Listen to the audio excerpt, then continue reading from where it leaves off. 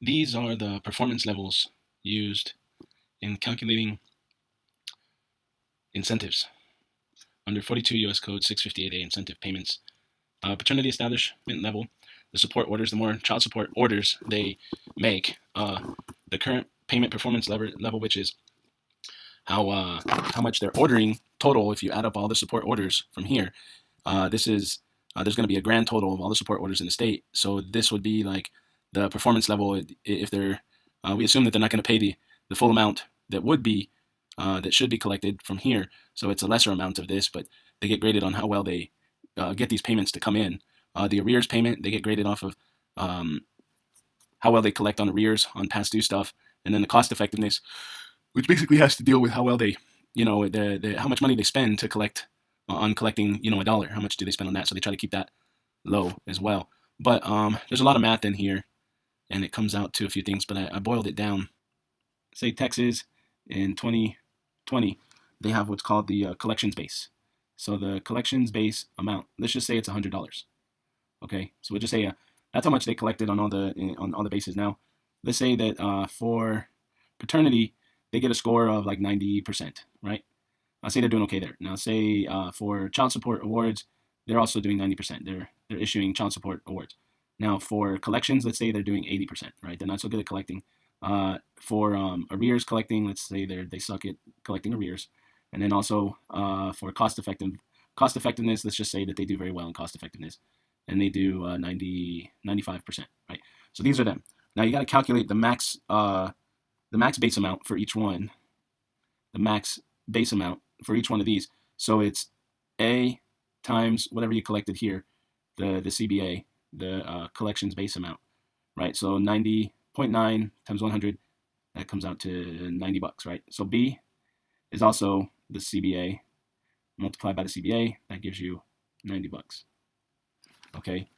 So for C, it's also multiplied by the collections base amount, which is, sorry, not really sure what's happening there, $90. Okay.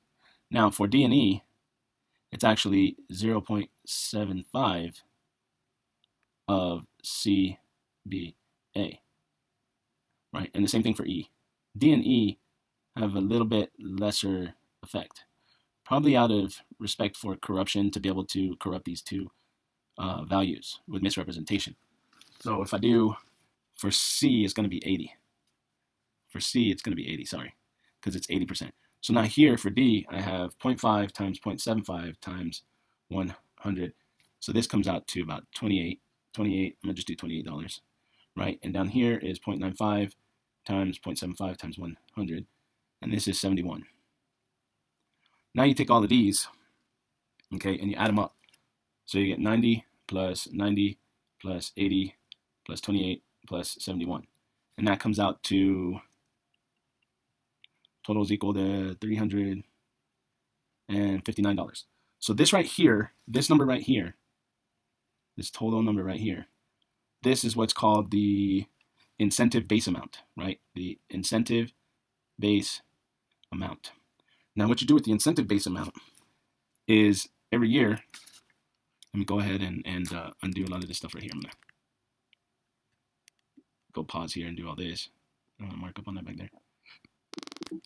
Okay, so you take your $359 incentive base amount and you plug that into, let me see, now you have to find your payment share. And your payment share is your IBA for the state divided by the sum of IBAs from all states. And this right here is equal to your payment share.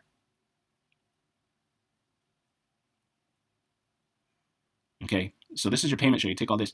Now on the graph, this basically looks like this. So you have your graph, and we'll start at 1 and go down. Okay, so this is how much you get when, if your state is the only state producing money, you get 100%, right? 1 is 100%, right? 100. For all you math people, 1 is equal to 100% of the payment of the incentive pool. Every year there's an incentive pool that comes out. They set up the amount that they're going to give in incentives to the states for all this stuff. So you get 100% if your state is the only one collecting. Now, as other states are collecting more money, your share drops. Okay, so if the other states are also bringing in money, like competition, this would be level of competition. So as your competition gets bigger, the other states are making more money, are also doing this. They're collecting their incentive base amount is high, or then the share that you get drops, and it goes, eventually it can go to zero. It doesn't get to zero, but it gets close. There's an asymptote in math. It's called an asymptote at zero. But this is the main thing. You need to make sure, a state needs to make sure that its incentive base amount, right, which comes basically the more they collect here, the more they take from people, the more this goes up to 1. Okay, and I know math is kind of hard to understand for some people, but the more money that they take from people so that they outcompete the other states means that they get closer and closer to getting 100% of the yearly pot of money that gets to go for Title 4D. This is all about Title 4D. So this is how it's calculated. This is, what the graph says. So from all the math. So basically, like I said, if a state can take a whole bunch of money to outcompete all the other states, well, their share goes up towards 100% of the yearly pot. Okay? If you got any questions, give me a holler. Hopefully this helps. Have a good one.